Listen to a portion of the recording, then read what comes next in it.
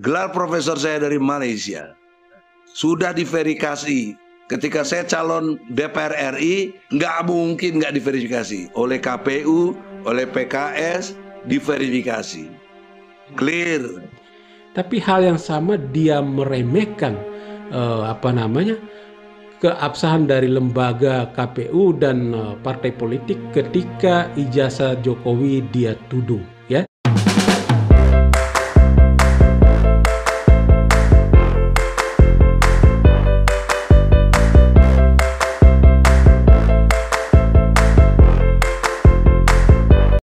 Halo, selamat datang di Radar Demokrasi, tempat omong-omong politik dengan cara yang asik, ya. Di sini kita akan bicara hal yang seru-seru tanpa bikin pusing.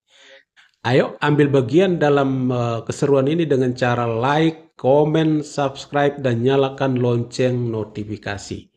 Mantap, ya. Oke, sahabat Radar Demokrasi sekalian, kali ini kita akan membahas cuplikan sebuah video dari pernyataan dari Egy Sujana, ya. Egy Sujana ini adalah salah satu aktivis, ya, yang bersama-sama dengan teman-temannya mencoba untuk menggugat atau menuding keaslian ijazah dari mantan presiden kita Joko Widodo, gitu, ya. Dalam sebuah wawancara, ya, saya menemukan video ini di YouTube dan juga di channel di TikTok, ya. Jadi Egy Sujana ini mengomentari soal dirinya dan teman-temannya dilaporkan oleh Jokowi ke Barreskrim, ya, Polda Metro Jakarta, gitu, ya.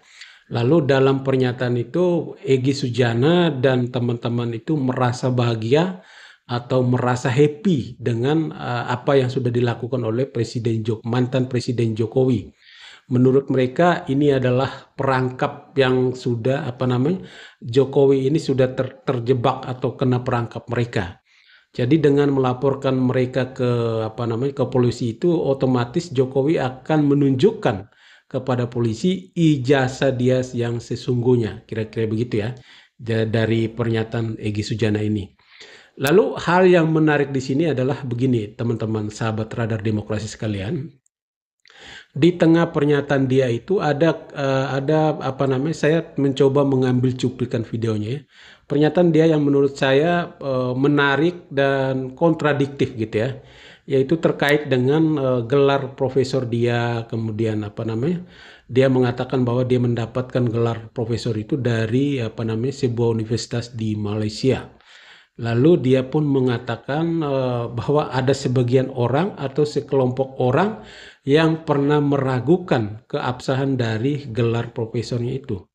Lalu dia membantah mereka dengan mengatakan bahwa gelar profesor saya ini sudah diverifikasi oleh KPU dan partai politik, yaitu Partai Keadilan Sejahtera, ketika dirinya mencalonkan diri sebagai anggota DPR kala itu.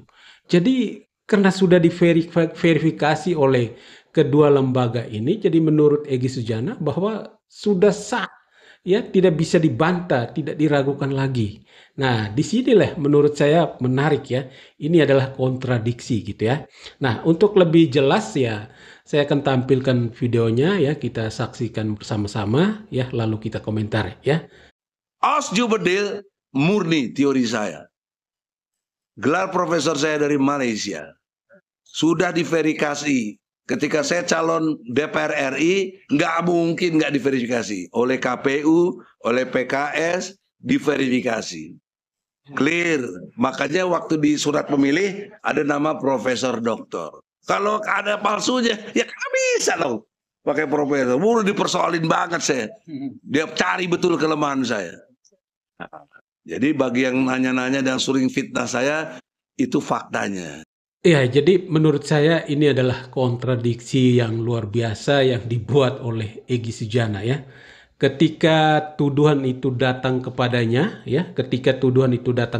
soal keabsahan ijazah, gelar profesor dan sebagainya, maka Egy Sujana menjadikan lembaga KPU dan partai politik adalah lembaga yang sah, untuk membela diri ya. Dia mengatakan bahwa ya gelar saya itu sudah verifikasi secara faktual oleh kedua lembaga ini, yaitu partai politik dan KPU.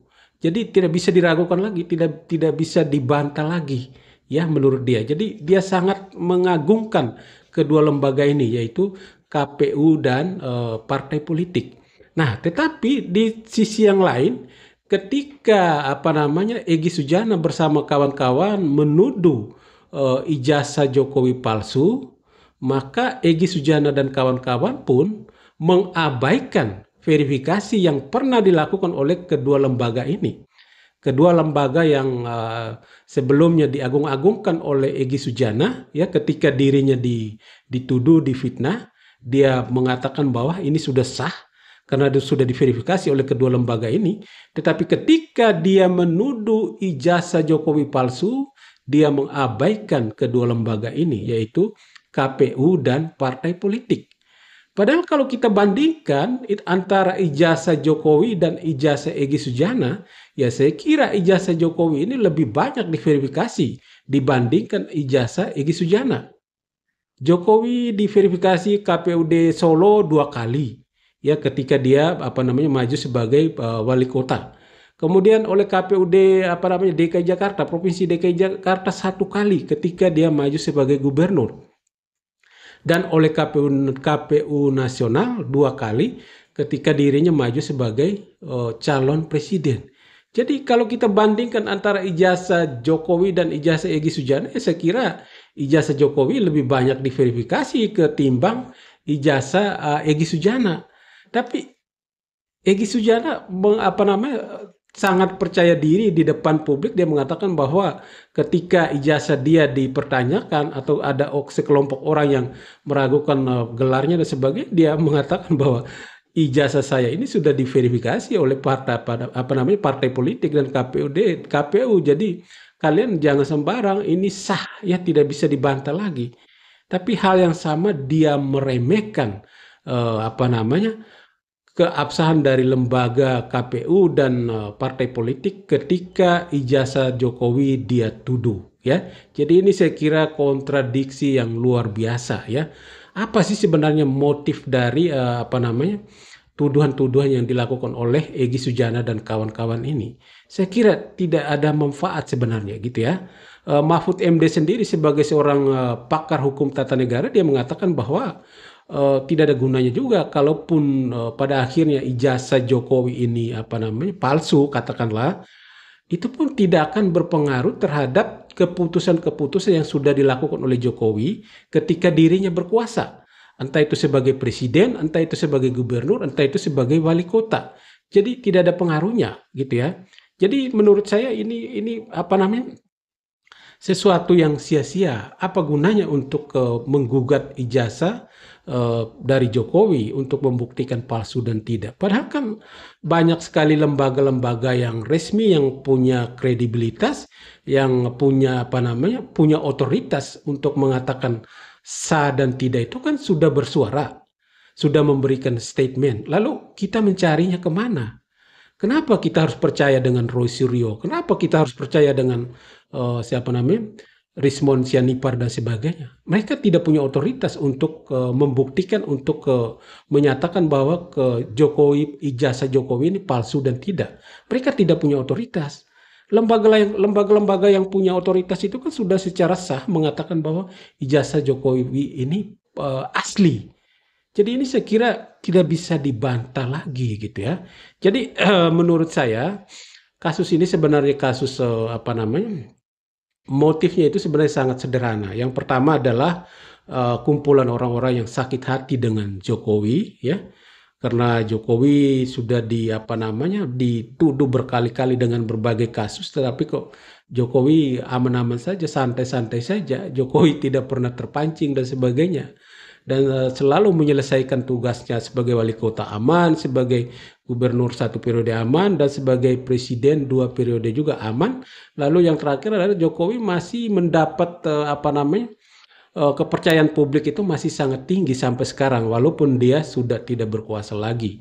Jadi saya kira mungkin ada kelompok-kelompok yang sakit hati, ada yang dendam dan sebagainya, sehingga mereka memanfaatkan kesempatan ini, momen ini hanya untuk mungkin mereka juga tahu, mereka juga sadar bahwa ijazah Jokowi itu sah.